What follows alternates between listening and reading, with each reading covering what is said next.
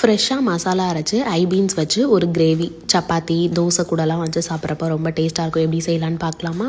ஒரு பேனில் 1.5 table spoon முழு மல்லி போட்டு நல்லா வறுத்துக்கோங்க. இது கூட 1.5 டேபிள் ஸ்பூன் சோம்பு, 1 டேபிள் ஸ்பூன் சீரகம், இது எல்லாத்தையும் நல்லா ட்ரை ரோஸ்ட் பண்ணிவிட்டு ஒரு மிக்ஸி ஜாரில் மாற்றி ஆற விட்டுருங்க.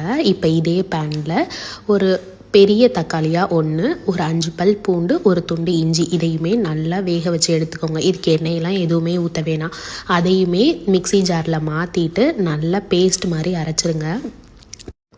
இப்போ ஒரு குக்கரில் ஆயில் ஊற்றிட்டு ஒரு பெரிய வெங்காயம் தின்னா ஸ்லைஸ் பண்ணி வச்சுருக்கேன். அதை நல்லா வதங்கினதும் அரைச்சி வச்சுருக்க மசாலாவையும் இது கூட சேர்த்துட்டு நைட்டே ஊற வச்சுருந்தேன் ஐபீன்ஸ், அதையுமே இது கூட சேர்த்து வதக்கிட்டு ஒரு 1/2 டேபிள் ஸ்பூன் மஞ்சத்தூள், 1 டேபிள் ஸ்பூன் மிளகாய்த்தூள், 1/2 டேபிள் ஸ்பூன் கரம் மசாலா, தேவையான அளவு உப்பு, இது எல்லாத்தையும் சேர்த்து நல்லா கலந்துட்டு இந்த கிரேவிக்கு தேவையான அளவு தண்ணி ஊற்றிக்கோங்க.